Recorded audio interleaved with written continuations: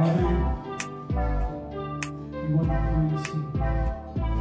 We want to set our eyes, Panginoon, on things that we cannot see, Panginoon, that is from you. Lord, teach us, Panginoon, on how we will trust you, Panginoon, in every situation, Panginoon, that we have. And this morning, as we worship you, may we see, Panginoon, a cloud of blessing, Panginoon, that is coming our way, Panginoon. Kaya, Panginoon, as we worship you, may your presence be felt here in this place. May your spirit be felt here in this place. May you come and fill us. May you come and saturate this place.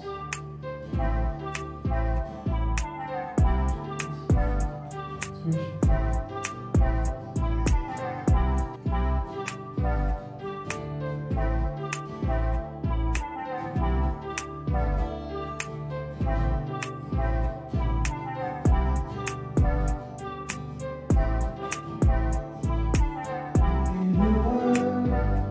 Rolling asunder, we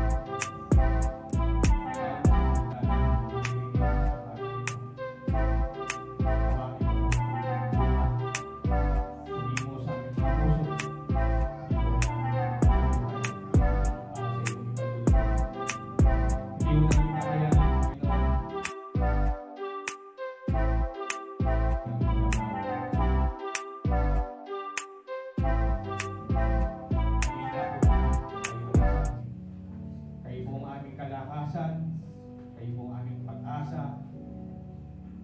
kayo po ang aming buhay. Panginoon, wala ko kayong magagawa.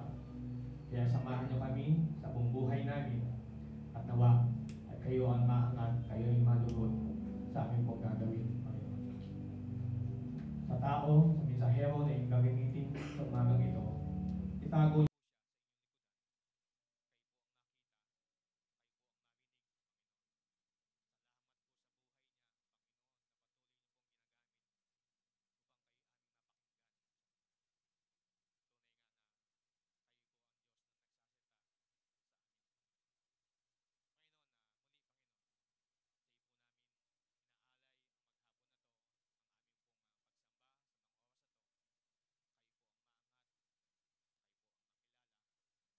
makita, wala nang iba. Sa iyo po namin binibigay, salamat, po yan. Ito po ang aming dalangin sa tanging pangalan lang po ng aming Panginoon Jesus. Amen. Amen. Ha? Isang malakas na palakpak para sa aming Panginoon. Ito po, nakakapuna po lahat. Good morning po, no? Magandang umaga sa ating lahat. Amen? Masaya po ba tayo at tayo narito ngayon? Amen, no? Kaya naman dapat palagi tayo nakangiti, no? Ano man yung mga problema ang ating dinadanas ngayon, lilipas po yan, no? At sa tulong ng Panginoon, no? Malalagpasan po natin ang pagsubok na yan. Amen? Amen, no? Kaya naman sa oras pong ito, tayo makikinig ng salita ng Panginoon. Kaya naman yung ating mga cellphone, yung ating mga, kung ano naman mga kaisipan natin na nagpapaalala sa atin, nakaabalahan, no? Kalimutan mo natin, no? I-focus po natin yung ating mga puso at isipan para sa salita ng Panginoon sa mga oras ito. No? Kaya naman, hindi ko na pagtatagalin po, no? Tawagin ko na po ang ating mensahero. Ating pong buting Pastor Edmond. Palakpakan po namin Panginoon sa buhay po ng Pastor Edmond.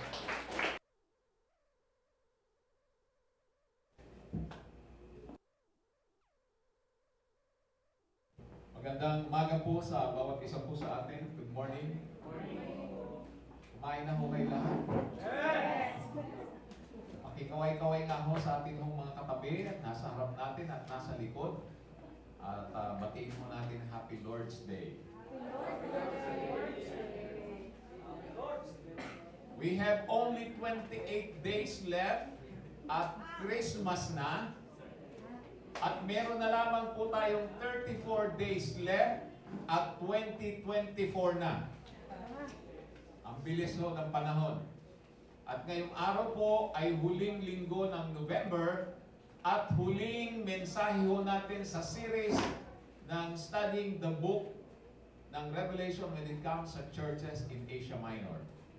Kumusta na ho yung anim na message na ating nakuha?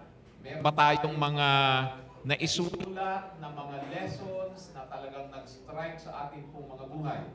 Very important kasi mga kapatid, na sa mga series na ating hong tinatakel whenever we preach the Word, ay meron tayong mga take-home na nagtatransform ng ating hong buhay. At nagdadala po ng bagong relasyon natin sa ating mga Panginoon. So, this morning, we will close sa mensahe po ng Panginoon na sinimulan mo natin, I think, for last week pa ho. Ito ng September. And today, as we review our notes, pinag-usapan ho natin dito yung Church of Ephesus. Ano yung calling natin sa Church ng Ephesus?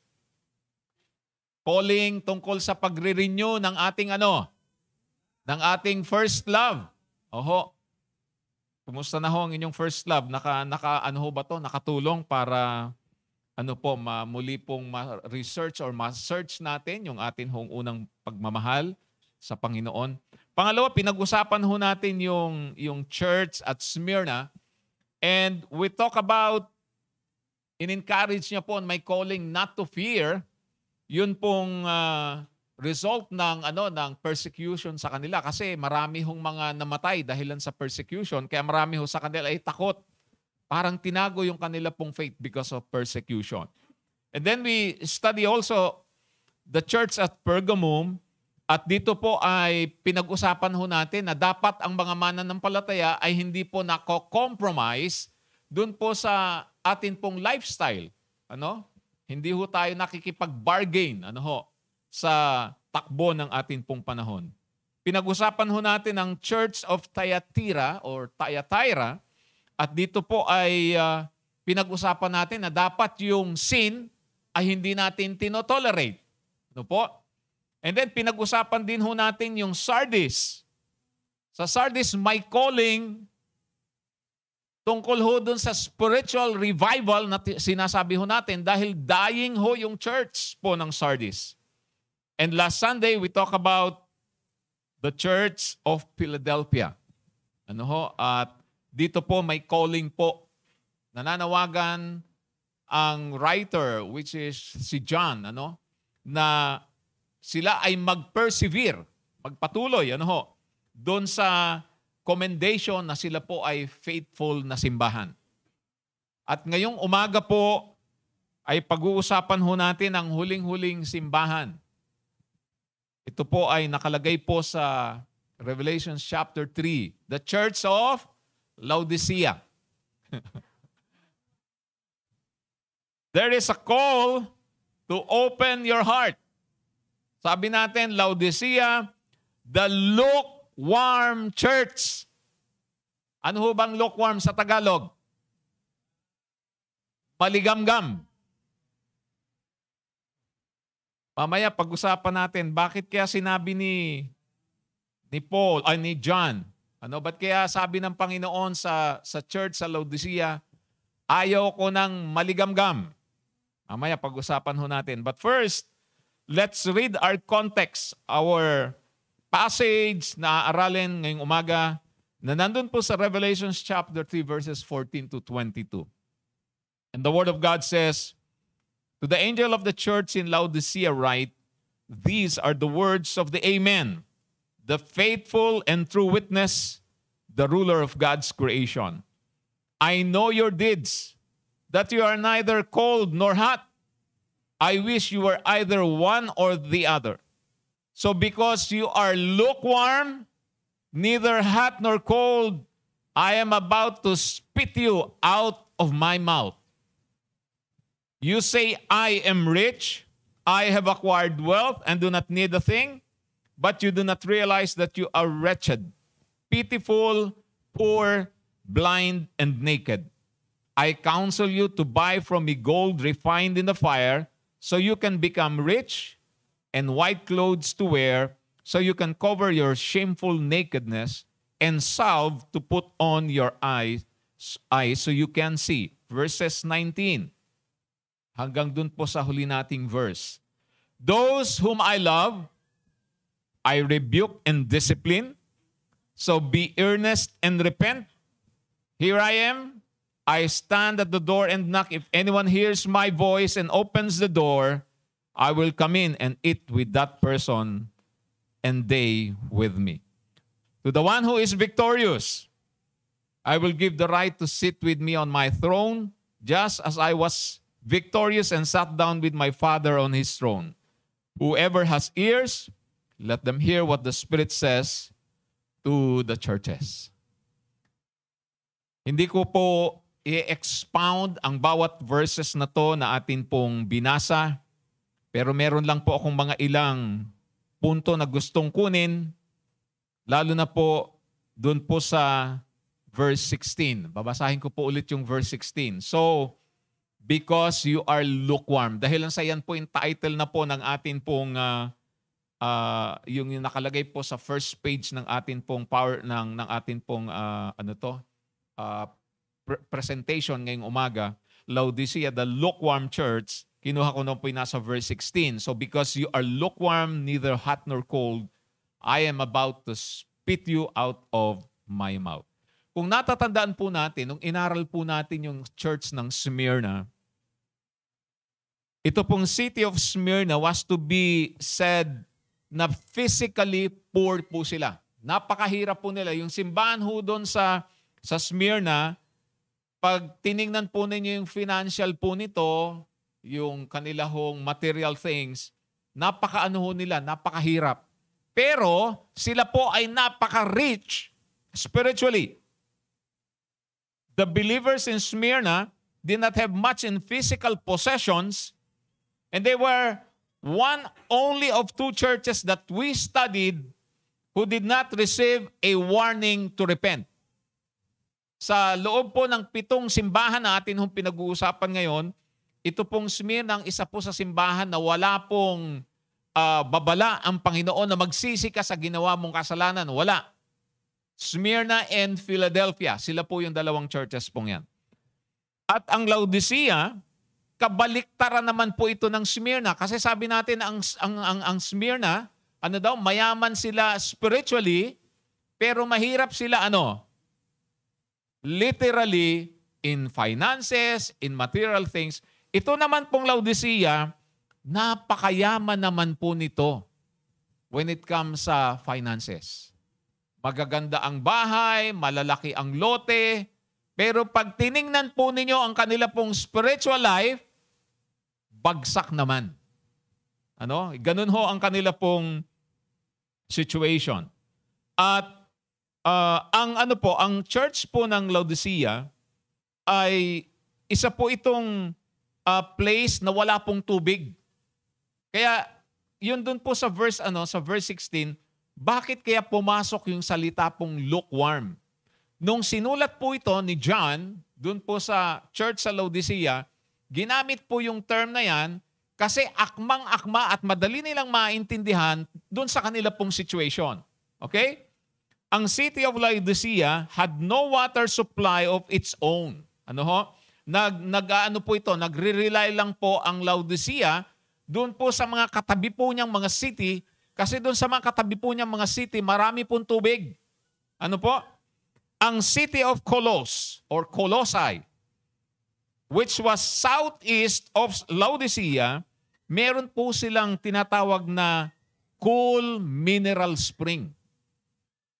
At ito po ay medyo may kalayuan ng konti, pero ang ginawa po ng mga taga-Laodicea, dahilan sa meron po silang malaking excess na water, galing po sa Colossae, ay gumawa po sila ng mga aqueduct, parang mga imbaka ng tubig, hanggang sa patungo ho ng Laodicea, at ginawan po ito ng parang mga tubo para dumating po yung malamig na tubig sa Laodicea.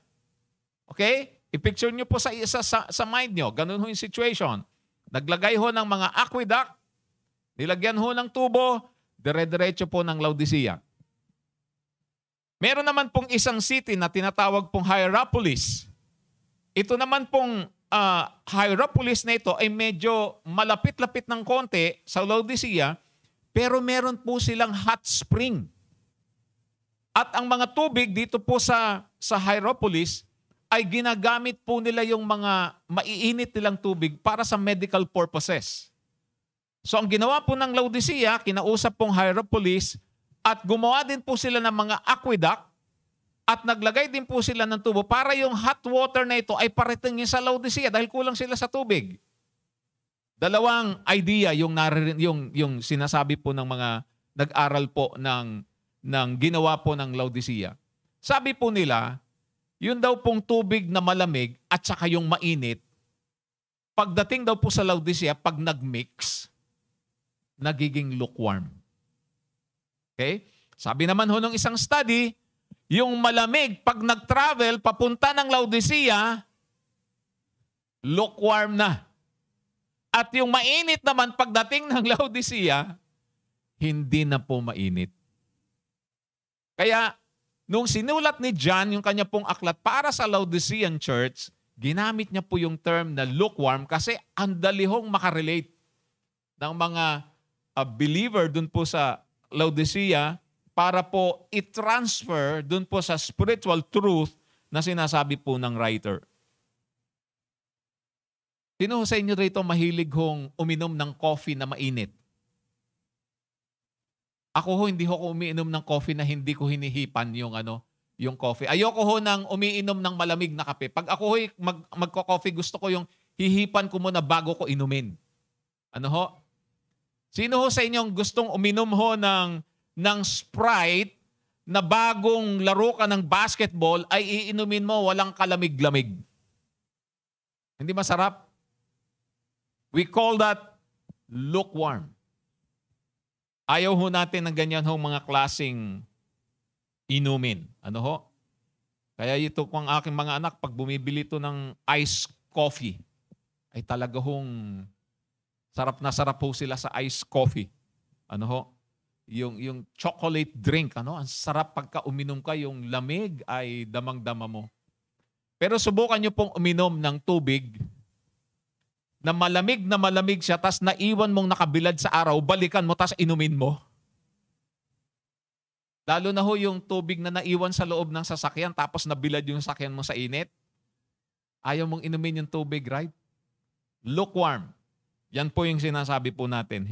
Hindi po siya, kung yan po ay malamig, dapat makakasatisfy siya dun sa longingness na masatisfy ka dun sa pagkauhaw mo. Di ba? At kapag yan naman ay mainit, dapat kung may sore throat ka, yung init dun makagagaling sa iyo. Yun yung sinasabi po rito sa context pong ito. So ibig sabihin, pag ikaw ay lukewarm, hindi ka useful. Yan ang ibig sabihin yan. And what God is telling us today sa atin pong simbahan, pag sinabing ikaw ay lukewarm, ikaw ay stagnant, lifeless, and you're always talking about your own self. That is lukewarm. Marami pong similarities po ang Laodicean Church sa atin pong panahon ngayon. We've largely lost our purpose and abandoned our God-given mission. We rarely rely on God and instead seek to provide for ourselves. Ano ho? Nakalimutan na natin ang Diyos na siyang pinagmumulan ng lahat ng atin pong mga resources at minsan po nagre-rely na lang tayo kanino? Sa atin pong mga sarili. Revelation chapter 3 verse 16 calls us to snap out this attitude. Gusto ng writer na alisin po ito sa atin pong mga isip. To not be lukewarm and to instead be hot or cold, soothing or refreshing, useful for God and beneficial for those around us.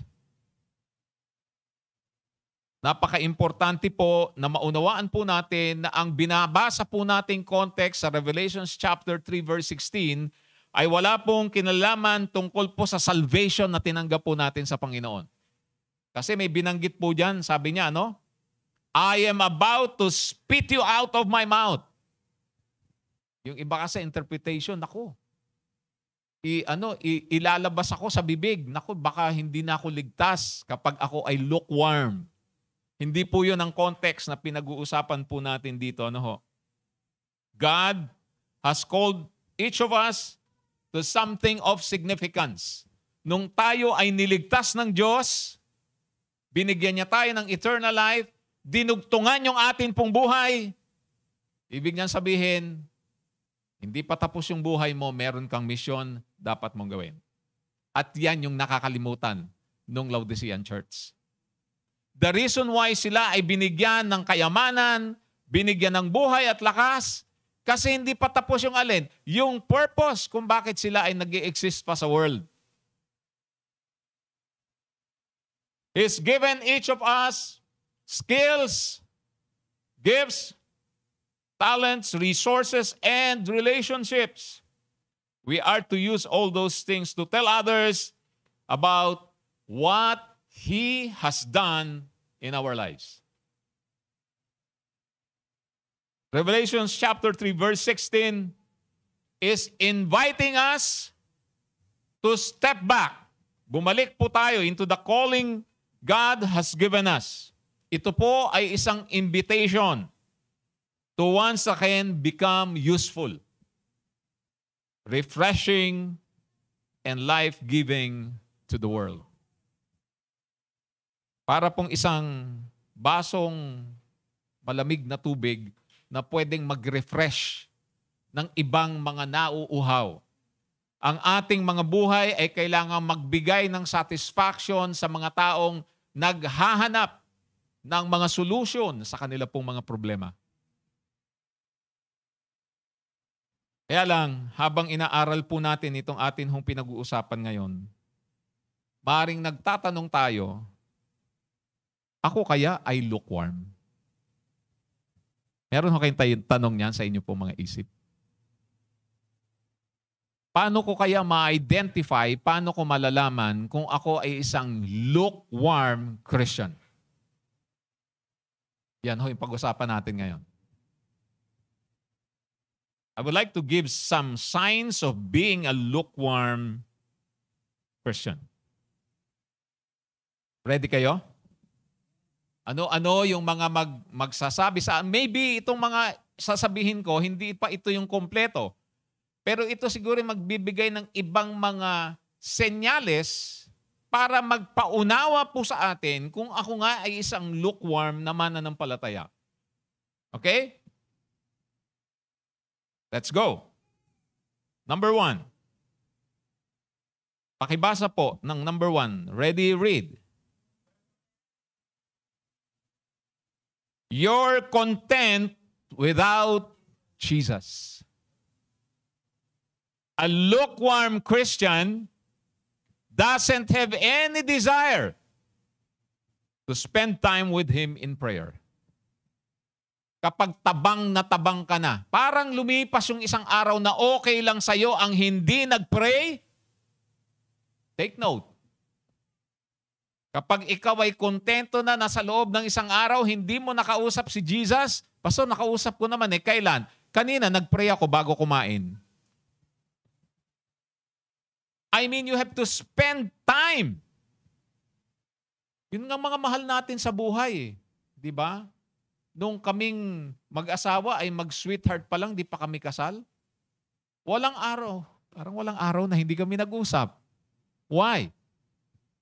Kasi loves ko siya. Mahalaga siya sa akin. Ano? Yung love ko, hindi lukewarm. Yung love ko, hot na hot.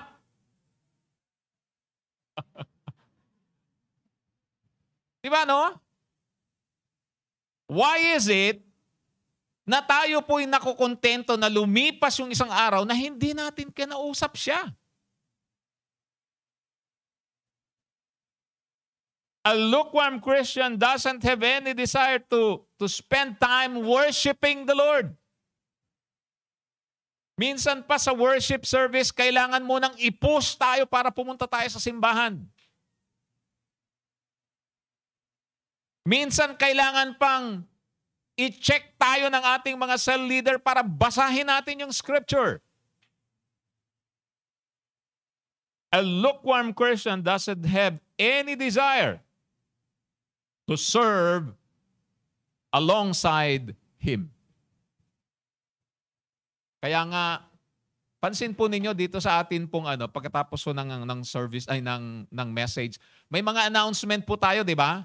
At ang mga announcement po natin, meron pong invitation for Sunday school teacher, for technical assistants, hindi ba, no? We're inviting some people who have their gifts sa pagkanta para pwede tayong sumama sa music team. We must have that desire to serve the Lord. Ang isang mananampalatayang hindi lukewarm, gustong nagsaserve kay Lord. Minsan nga, kami yung RLT po namin, sabi ni Pastor Adet sa akin, alam mo, Pastor, sa church namin, ang musicians namin, 4 na set. 4 na set. Ibig sabihin, 4 na palit.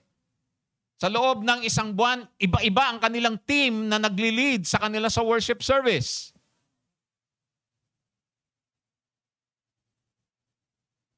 Kaya mag-alala, darating tayo dyan.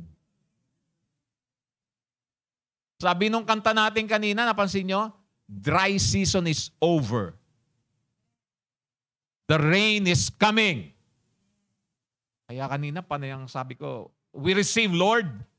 We receive the message, dry season is over.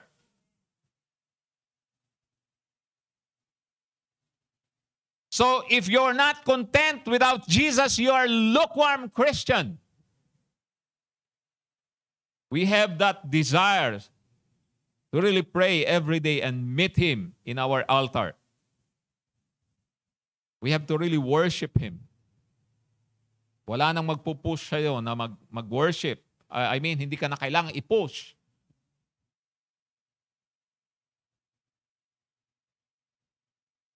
Let's serve Him together. Number 2. Basahin po natin ulit. Ready, read.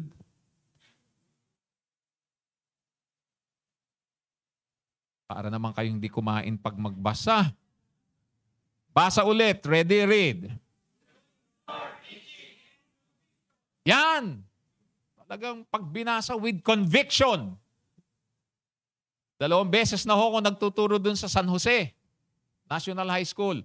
Pag ako ho nagturo, talagang litaw yung ugat ko rito sa akin pong.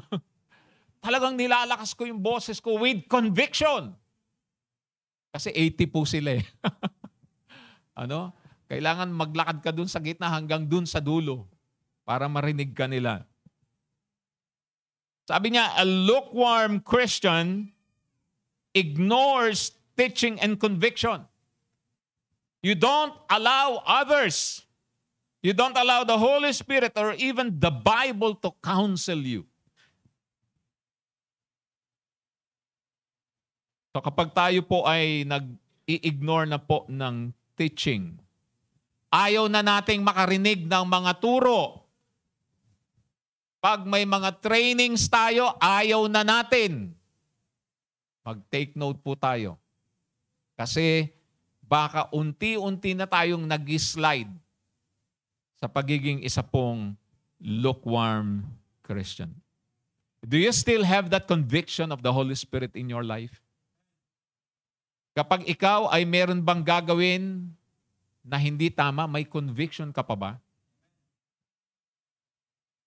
Kasi kung wala na, nakakalungkot. Tayo po ay nasa category or status ng lukewarm Christian. Number 3. Ready, read. Wala pa? No.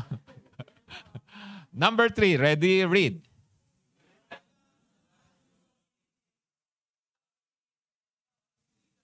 Okay. Binibigyan ho natin or mas pinapahalagahan natin yung mga turo ng mga philosophers at iba pong mga leaders kaysa counsel of God. A lukewarm Christian allows philosophies and ideologies to be the foundation of their choices. They expect God's grace to uphold them even when they oppose Him with their choices. Lalo na ho ngayon, ang dami hong lumilitaw na mga ideologies.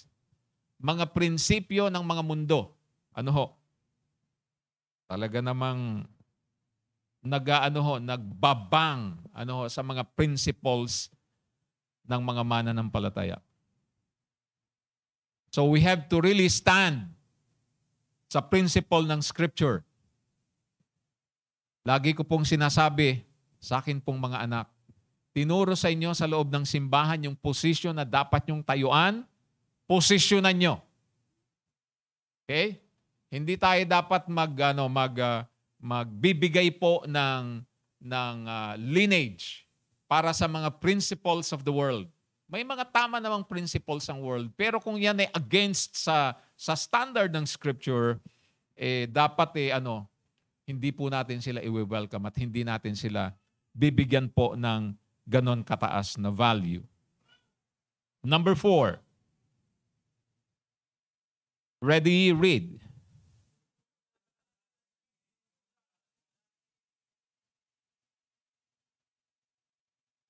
You would rather remain neutral than live set apart. A lukewarm Christian will not pick sides. They'll run from the responsibility of choosing between righteousness and worldliness and will fight to create a middle ground.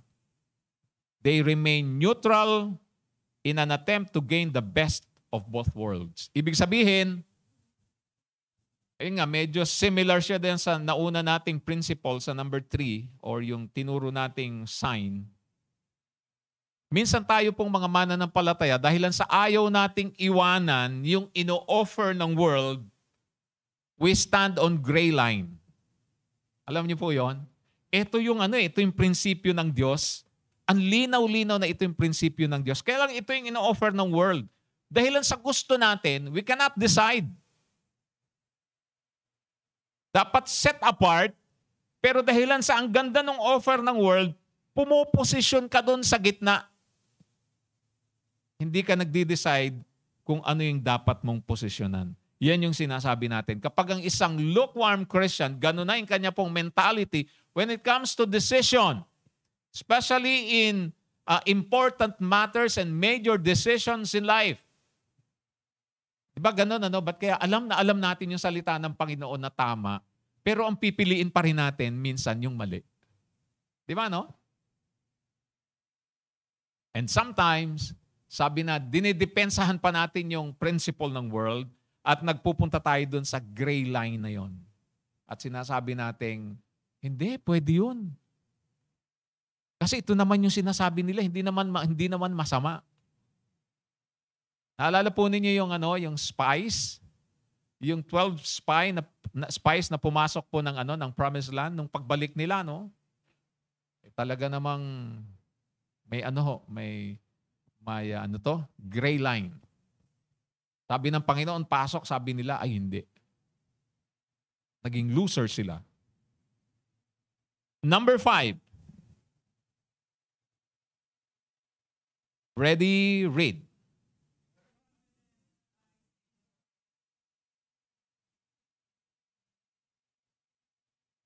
Your confidence, yung atin pong, ano ba ang confidence sa Tagalog? Yung atin hong pag-asa, yung atin pong sinasaligan, yung piyansa po natin, ay nakabatay saan? Kumpiyansa, nakabatay sa ating mga possessions, sa ating mga connections, at sa influence, instead of the Lord. So your confidence lies in your possessions. Ay, meron ako nito. Ang akin bank book ay aabot yan hanggang 10 years pa from now. Yung aking connection para ako'y ma-promote, ayos yan. So hindi tayo nagre-rely sa Panginoon. Ang confidence natin, ang trust natin, nasa ating possessions and connection, and even dun sa mga person na pwedeng maka-influence instead of the Lord. Number 6, yung last natin. Ready? Read.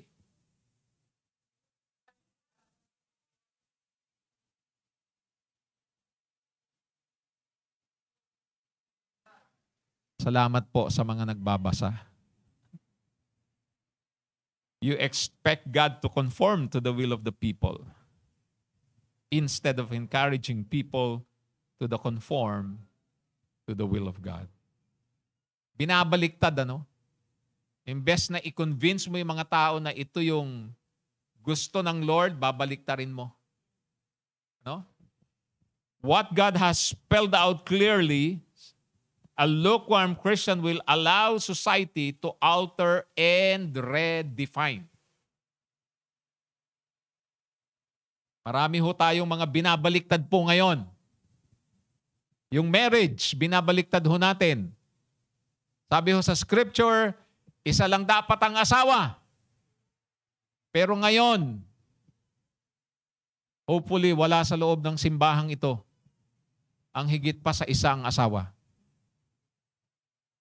Huwag ho nating babaliktarin, mga kapatid. Ang gender identity, Alam po ninyo, kami ay nasa office ni Mayor this week around Thursday or Wednesday. Kailan ba yung 23?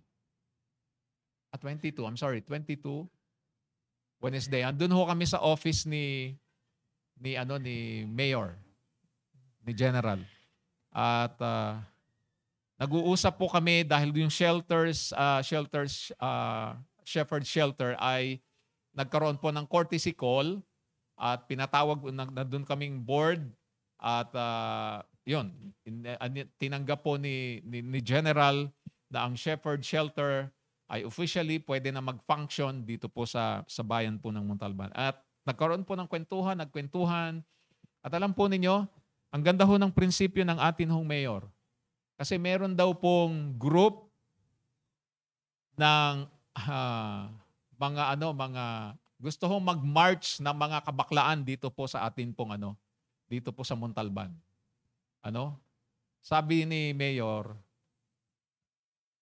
hindi ako galit at hindi ako against, hindi daw siya galit sa mga kabaklaan. In fact, wini-welcome niya ang mga kabaklaan, sa kanyang personal na pananaw, Pero yung sila'y magmarcha sa bayan ng Montalban, hindi ko papayagan. Kasi ayaw ko na maka-influence yung gagawin nilang marcha at sinasabi ng mga ito na pwedeng dumami pa ang mga bakla sa Montalban. Yun ang kanya pong sinabi. Sabi ko, good principle. Kasi ang kanilahong pagmamarcha ay magdadala ng confusion sa gender identity sa atin hong bayan. At yan ho yung pinag-uusapan ho natin ngayon. Kapag tayo po'y nag-a-agree sa mga ganito pong mga panuntunan ng world, we embrace their principles. And then, unti-unti tayo nagfo-fall dun sa category ng lukewarm Christian.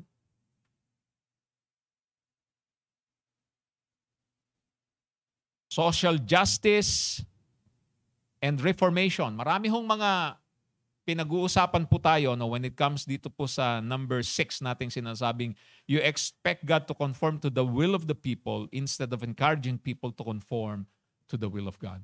The Word of God is the will of God. Anything that will go contrary sa salita ho ng Panginoon or sa Word of God, that is not the will of God. Kaya tayo po ay puposisyon lagi dyan sa salita ng Panginoon. At i-convince natin at encourage natin ang people to conform to the will of God. Paano yon? By sharing God's Word. Ang salita ho ng Panginoon. So ito pong 6 na to, sabi natin, are these signs of being a lukewarm Christian? Ito na lahat, hindi po. Maring ito lamang ang ilan. Pero kung meron kang naririto, you take note. May this be a warning da baka nagfo-fall na tayo doon sa category bilang isa pong lukewarm na Christian. Now, kung meron man, ano ba ang dapat nating gawin?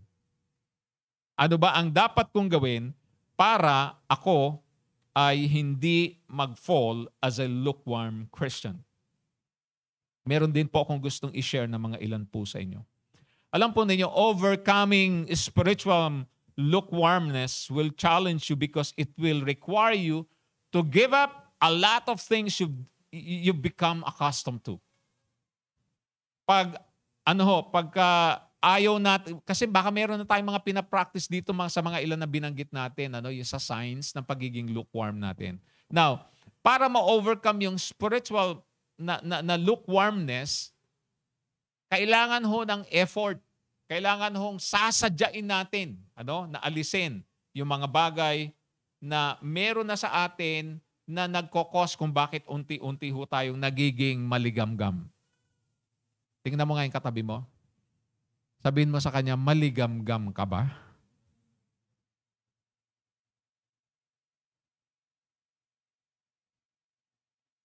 And hopefully, these steps, 7 steps that will help you answer the question, talagang maka-prevent, or restore back dun sa atin pong situation bilang hindi lukewarm na Christian. Tingnan po natin. Number 1. Ano yung sabi ron? Pakibasa. Acknowledge your need for Jesus. Lahat po tayo, meron po tayong needs. Right? At yung needs na yan, si Jesus lang yung pwedeng mag-satisfy. Lahat ba tayo may needs? Lahat. Last Friday ba yun sa arcade tayo, no? I'm sorry, Thursday, nandun po kami, dito po kami sa Manggahan. Sabi ko dun sa class, sa akin ho yung lalaki, 21 students. Sabi ko, sino sa inyo rito ang walang problema? Taasan lahat? Taas lahat ng kamay? Sabi ko, lahat kayo walang problema? Wala po, sir. Wala. Sabi ko, ito sabihin ko, totoo to sabi ko, ang taong walang problema ay yung nandun sa 6 feet below the ground. Bigla silang nagtawanan. Hindi, yung iba alam eh. Pero yung iba hindi alam. Sabi lang, ano ho yung 6 feet below the ground? Yung taong patay ang walang problema. Lahat po tayo may needs. At ang maganda ho rito, si Jesus lang yung makakamit ng needs natin. Kahit ano pa yan, kahit maliit. Minsan diyan tayo nasisira ng kaaway. Maliit to, kaya ko na to. Pero sa totoo lang, lahat ng bagay na pangailangan po natin, ang makakasagot lang po niyan ay ang ating pong Panginoon. Pangalawa, delight in sound biblical teaching. Delight in sound biblical teaching. Ano yung salitang delight sa Tagalog? Delight yourself in the Lord and He will give you the desires of your heart. Ano yung ibig sabihin ng delight? Magbabad, namnamin. Tiningnan ko po tiningnan, magpakasaya o malapit-lapit doon. Ang ibig sabihin po ng delight, magpakaligaya ka. Delight yourself in the Lord. Magpakasaya ka, magpakaligaya ka sa Panginoon at lahat ng kagustuhan may ibibigay niya. Sabi niya rito, delight in sound biblical teaching. Alam niyo mga kapatid, yung number 1, it speaks about our heart na kapag may needs tayo, punta tayo kay Jesus. Pero itong pangalawa, alam niyo po napaka-balanse ng Christian life. Hindi lang po tayo puro puso. Kailangan po natin ito. Kaya sabi niya, delight yourself in sound biblical teaching. Kaya tayo pong mga mananampalataya, dapat lumalago po tayo sa ating kaalaman sa Panginoon. Hindi po natin lahat ini-spiritualize. Kaya yung kaalaman natin sa Panginoon, tumataas every day, every month, every year ng ating Christian life. Baka yung alam mo na teaching pa yan 5 years ago. Meron ka na bang natutunan na bago ngayon? Kasi pag hindi, nakukulangan ng sustenance yung ating spiritual life at hindi siya nag-grow. At kapag ikaw ay hindi nag-grow, may tendency pabalik tayo. So kailangan natin yung alin? Mag-delight tayo saan? Sa sound biblical teaching. Praise God po dun sa na-discover nating bagong materials na dinaluhan last November 19, last Sunday. Last Sunday ba yun? Ang ganda. Sabi ko, ito yung mga kailangan po natin. Mga tatay ho ng pamilya, tayo ho dapat ang nag-i-spearhead ng mga bagong kaalaman natin sa Panginoon. Kasi tayo ang pinagkatiwalaan ng Panginoon ng responsibilidad when it comes to spiritual matters. Kaya kung merong nag-grow sa loob ng simbahan, dapat ang nauna dito yung mga katatayan natin.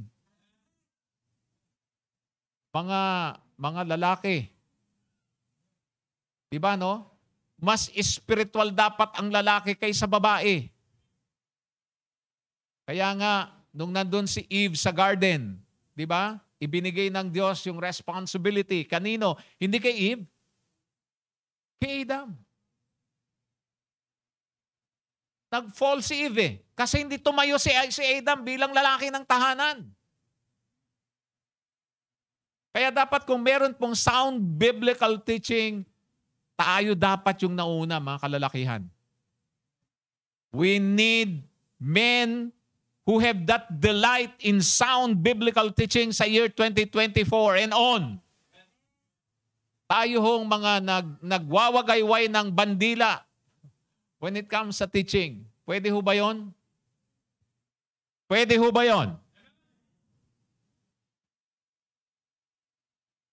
Let's see.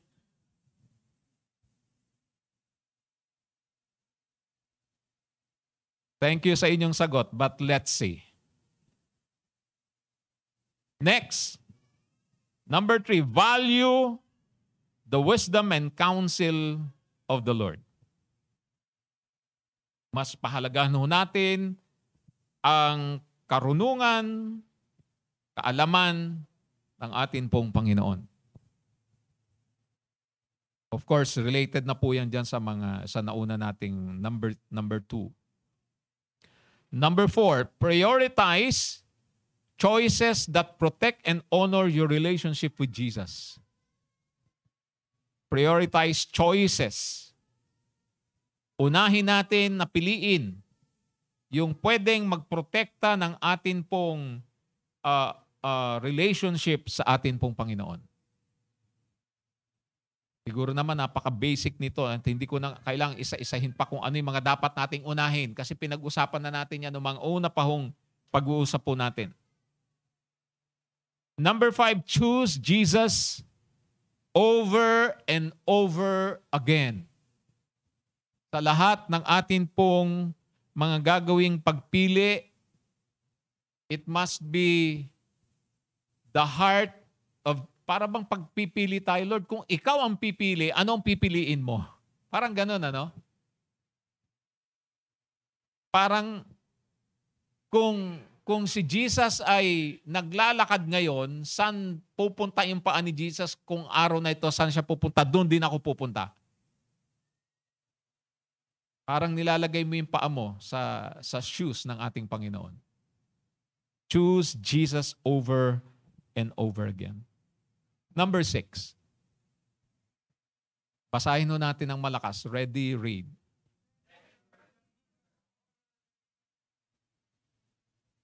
Treasure. Sino yung giver? It is God. It is Christ. It is the Holy Spirit. Siya po yung giver. Treasure the giver. Ano daw ang hindi? The gift. Ito hong laging nagkakamali po tayo. Masyado ho nating binibigyan ng pansin ang gift kaysa giver. Masyado nating pinapansin ang kingdom kaysa king. Gets po ninyo? We must treasure the giver himself above all. Pag binigyan ka ba ng isang taong mahalaga sa'yo, ng napakahalaga, binigyan ka ng 1,000,000. Sana all. Kinuha mo yung 1,000,000, kinalimutan mo yung nagbigay ng 1,000,000. Na-focus ka na lang dun sa binigay sa gift. Maraming beses ganyan po nangyari sa atin po, Panginoon. Bigyan mo lang ako, Lord, ng trabaho. Bigyan mo lang ako magandang trabaho. Hindi kita kakalimutan. Totoo. Sige, Lord, bigyan mo lang ako sa magandang girlfriend. Hindi kita kakalimutan. Nawala na. Inisip na lang yung girlfriend, hindi na yung nagbigay ng girlfriend. Lord, basta, bigyan mo lang ako ng tagumpay sa aking mga pangarap, hindi kita kakalimutan. Wala na. naabot yung pangarap, nakalimutan yung nagbigay, sa kanya na yung kanyang pangarap. Treasure the gift treasure the giver over the gift. Number 7, last. Ready, read.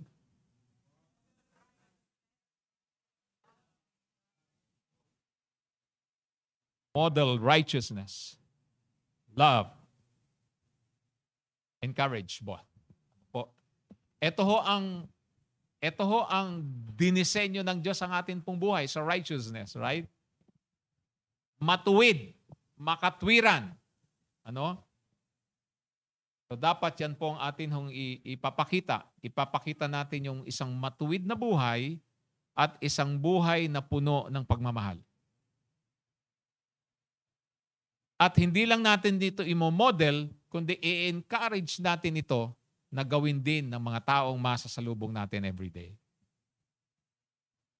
Let's be model and let's be an encourager. Both dito sa atin pong sinasabi.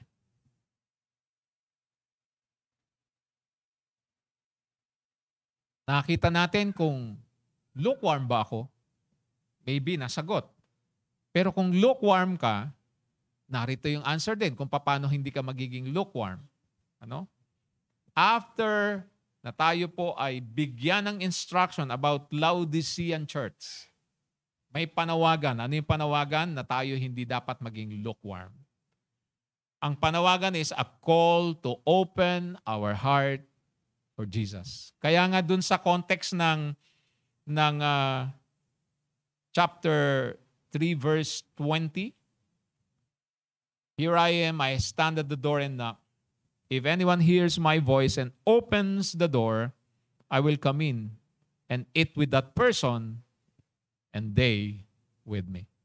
If you are lukewarm Christian, God is knocking at the door of your heart. Kumakatok siya ngayon. Walang makakapagsabi kung ikaw ay lukewarm or not. Ang makakaalam lang yan, ikaw. Kahit na akong pastor nyo, hindi ko pwedeng sabihin, ay si F, lukewarm yan. No. Walang pwedeng magsabi niyan. Siya lang. Kaya nga, we have to really gauge. Timbangin natin ang atin pong relationship ngayon. Simula nung sa Ephesus hanggang sa Laodicean, ano kayang sinasabi ng Panginoon sa atin ngayon? God is talking to us about our first love. Sinasabi niya sa atin yung mga fears natin in the future. Sinasabi niya yung compromise lifestyle. Sinasabi ng Panginoon sa atin yung hindi tayo dapat nagto-tolerate ng sin sa atin pong mga buhay. Sinasabi ho ng mensahe that if we are dying and we are spiritually dying, and we need really a spiritual revival. Ano? We have to persevere. Kung tayo faithful sa Panginoon, let's persevere. And today, God is talking to us once again. At sinasabi niya, hindi tayo pwedeng maging lukewarm Christians. Merong purpose ang buhay mo at buhay ko. At ako'y naniniwala, patapos na po ang dry season sa atin pong simbahan.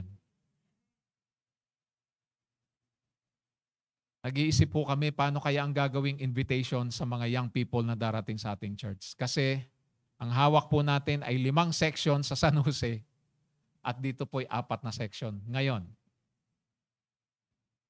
marami-rami po yun. Kaya hinahanda tayo ng Panginoon. At ayaw niya, pag meron kasing lukewarm, makakahawa tayo. Tama ba? Pag lukewarm ka, naturally, ang isi-share mo rin yung pagiging lukewarm mo. So we need to really be hot or cold. Yun ang sabi nung passage. Ano? Yung makakasatisfied ka. Kung yung sabi ng cold, hindi malamig ang pananampalataya. Yung sinasabing cold doon, useful ka. nagagawa yung purpose ng buhay mo para makatouch ng iba. Kung ikaw ay hot, yung faith mo, talagang makatulong din sa mga taong nanlalamig. That's our prayer. Whatever the message na tinanggap natin sa Panginoon, dito po sa series ng message pong ito, I would like to encourage you to please write down some of those lessons you learned. Kasi sa atin hong mga meetings ng cell, yan ho pag-uusapan ho natin. Para hindi ho masayang yung atin hong mga pinag-usapan dito for 7 Sundays. Okay? Pwede ho bang yumuko ho tayo at tayo ho'y pumikit? At kung ano man yung mga message na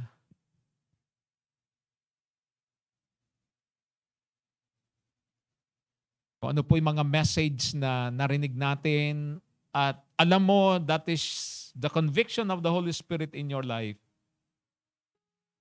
please write it down. If you have your time, pakisulat. At may pagkakataong tayo ay magkwentuhan sa ating mga cell, pwedeng i-share mo naman kung ano yung sinabi sa iyo ng Panginoon personally. Let's pray. Lord, as we close this series of messages that talks about churches in Asia Minor, in Turkey, Lord, salamat kasi kung paano yung intention mo na kausapin yung mga simbahan noong panahong yon, malinaw pa rin ang mensahe na ngayon nangungusap ka sa mga simbahan, especially sa church po ng Montalban Christian Fellowship. Lord, you allowed us, Lord, to study this series of lessons. Alam namin na meron ka, Panginoong, purpose. Meron kang gustong iparating individually and as a church. And so today, as we meditate and as we bow our heads and just try to remember all those words and verses, outlines, Panginoon, mag-strike nawa sa aming mga buhay ang mga salita pong ito. At maging mistulang ilustrasyon na nabasa namin sa Scripture, nung sinabi mong para kaming mga taong nagtayo ng bahay doon po sa batuhan, na dumating man ang unos, hindi, Panginoon, matitinag ang amin pong Christian faith. Lord, help us. May you help us, Holy Spirit, that we will identify clearly yung mga lessons na nag-strike sa aming mga buhay. Thank you very much, Lord, because we know that you want us to grow. Gusto mong mag-grow kami, Panginoong Diyos. Ayaw mong mga Kristiyano kaming lumilipas ang panahon na hindi namin na-accomplish yung purpose kung bakit mo kami, Panginoon, dinala sa simbahan pong ito. We are a missionary-minded Christians, Panginoong Diyos. May you help us to fulfill our missions. Salamat. Salamat ng marami aming Panginoon.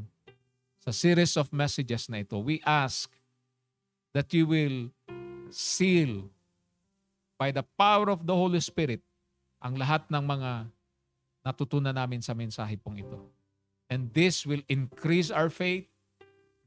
This will help us to serve you more in every areas of the ministry ng Montalban Christian Fellowship. And all the more, Panginoong Diyos, magiging mabuti kaming mga witnesses ni Jesus Christ sa mga marketplace, sa workplace, Panginoong Diyos, at pagdadalhan mo sa amin. Salamat po, aming Panginoon. Bless us all together now. In Jesus' name. Amen and amen.